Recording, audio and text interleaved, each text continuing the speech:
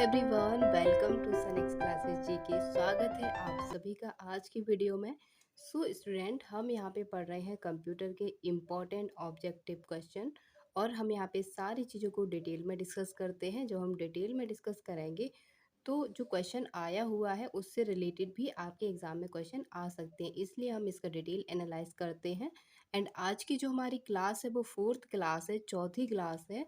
अगर आपने इससे पहले वाली क्लास नहीं देखी है तो जल्दी से उसको जाके देखिएगा, सीरीज़ वाइज देखिएगा, प्लेलिस्ट में सारी वीडियो आपको मिल जाएंगी। एंड उसके बाद आप अपने क्वेश्चन को बहुत अच्छे से कर पाएंगे। Okay, how many K B is equal to 1 GB।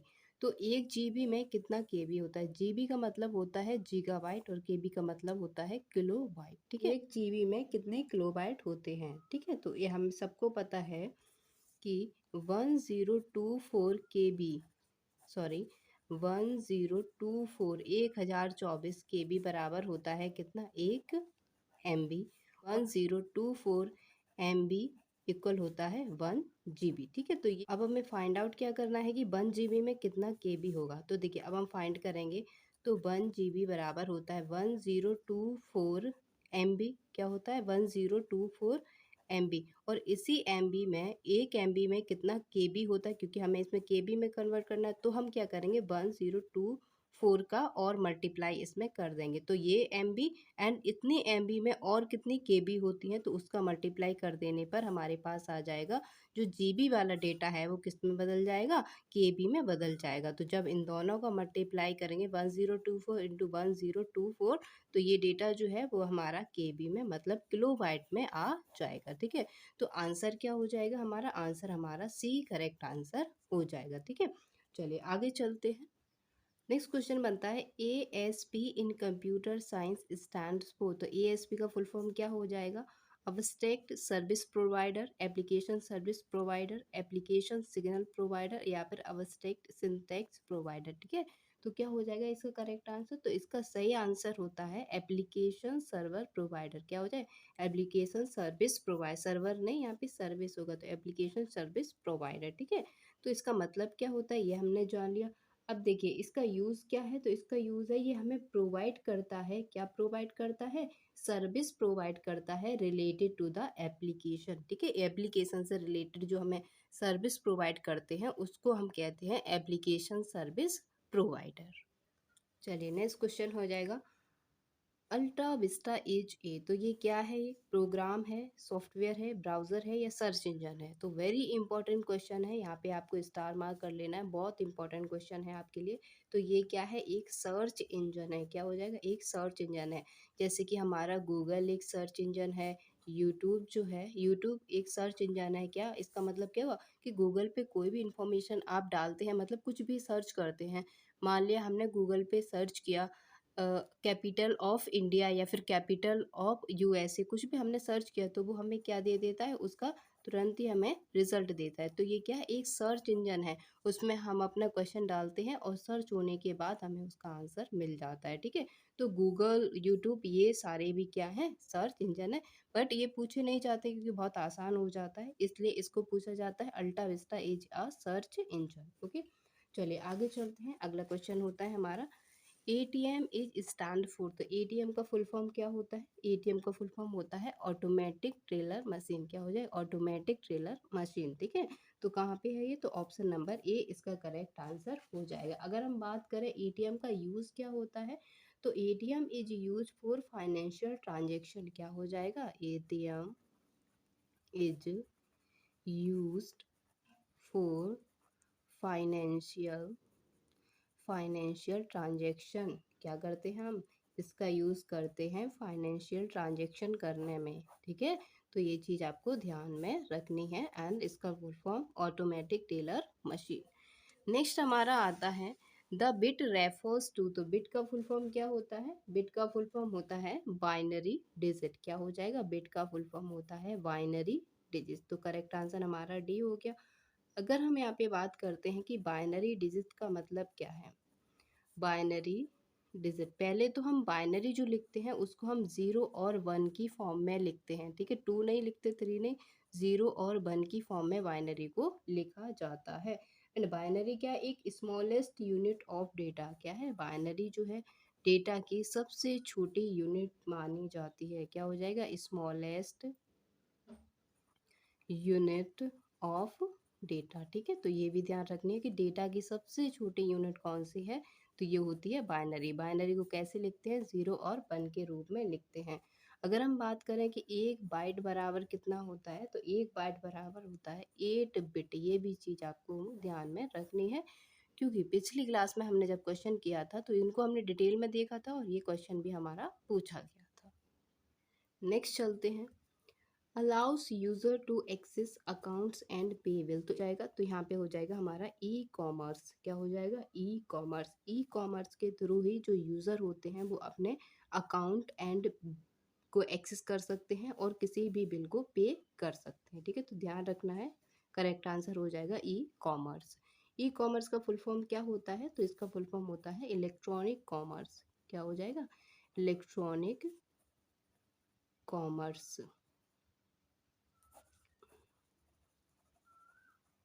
ठीक है, तो इसको भी आपको ध्यान रखना है। और एक हमने लास्ट टाइम एक और फुल फॉर्म देखा था, ईमेल का फुल फॉर्म। ठीक है, तो ईमेल का फुल फॉर्म क्या होता है, इसका होता है इलेक्ट्रॉनिक मेल। ठीक है, क्या हो जाए इलेक्ट्रॉनिक मेल। ये सारे फुल फॉर्म जो हैं आपको ध्यान में रखने हैं। चलिए आगे चलते हैं, which one of the following is an optical device, तो सॉरी ऑप्टिकल डिस्क, तो इसमें से बताना है कौन सी ऑप्टिकल डिस्क है। ठीक है, तो अब देखिए इसको ऑप्टिकल डिस्क क्या होती है, सबसे पहले हम उसको जानते हैं ऑप्टिकल डिस्क क्या होती है। तो अगर हम समझे तो ऑप्टिकल डिस्क एक हार्डवेयर है, ये भी आपको ध्यान रखना है, क्या है ऑप्टिकल डिस्क एक हार्डवेयर है। हार्डवेयर है और साथ साथ में क्या है, ये एक स्टोरेज डिवाइस है। क्या है, ये एक स्टोरेज डिवाइस है जो कि क्या करती है, डेटा को स्टोर करती है। क्या करती है, डेटा को स्टोर करती है।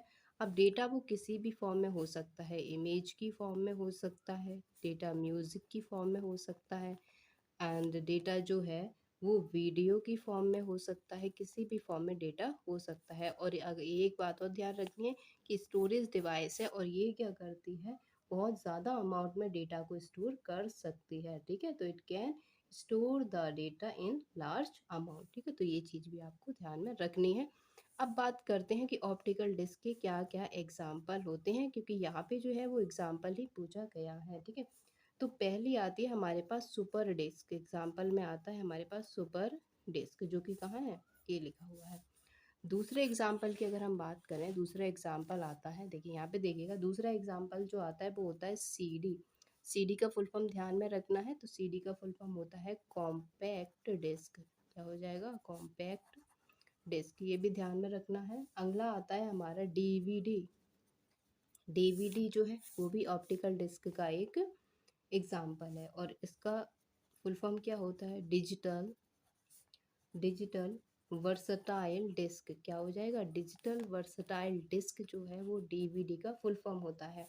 और एक और हमारा आता है ब्लू रे।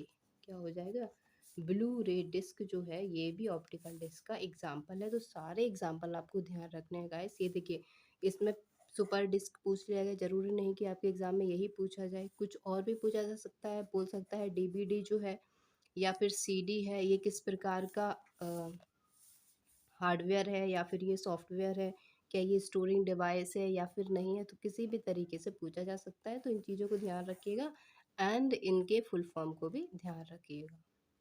आगे चलते हैं, the term API refers to, the API का फुल फॉर्म क्या होता है, तो इसका फुल फॉर्म होता है एप्लीकेशन प्रोग्राम इंटरफेस। क्या हो जाएगा, एप्लीकेशन प्रोग्राम इंटरफेस। ध्यान रखना है, एप्लीकेशन प्रोग्राम इंटरफेस एपीआई का फुल फॉर्म होता है। नेक्स्ट आता है हमारा, the rate at which scanning is repeated in C R T is called. ठीक है, क्या हो जाएगा, rate at which scanning is repeated. यहाँ पे क्या होता है, एक सी आर टी है, सी आर टी का फुल फॉर्म देखिए क्या होता है, सी आर टी का फुल फॉर्म होता है कैथोड कैथोड रे ट्यूब। ये हमारे टेलीविज़न मतलब टीवी में यूज़ होता है, आपने कभी देखा होगा। ठीक है, तो सी आर टी जो है, सीआरटी में क्या होती है, स्कैनिंग बार बार रिपीट होती है, तो उस प्रोसेस को क्या कहा जाता है, तो उस प्रोसेस को क्या कहते हैं हम, रिफ्रेश रेट कहते हैं। क्या कहेंगे, रिफ्रेश रेट। एनसीईआरटी का full form cathode ray tube, ये भी आपको ध्यान में रखना है, ठीक है। आगे चलते हैं, अगला आता है हमारा टेलनेट क्या है? ब्राउज़र है, प्रोटोकॉल है, गेटवे है, यहाँ पे सर्च इंजन है। यहाँ पे देखिए पूछ लिया गया। अगर आपको सर्च इंजन के सारे एग्जाम्पल याद होंगे तो आप क्वेश्चन को गलत नहीं करेंगे, ठीक है। तो यहाँ पे टेलनेट क्या है? तो टेलनेट जो है वो एक प्रोटोकॉल है। क्या है? टेलनेट एक प्रोटोकॉल है। यदि हम बात करें और इसको क्या कहते हैं, तो इसको क्लाइंट सर्वर प्रोटोकॉल भी कहा जाता है। क्या कहा जाता है? Client server protocol, client server protocol. यहीं पे अगर हम एक और चीज़ देखें, टेलनेट का फुल फॉर्म देखें तो और इसका फुल फॉर्म क्या होता है?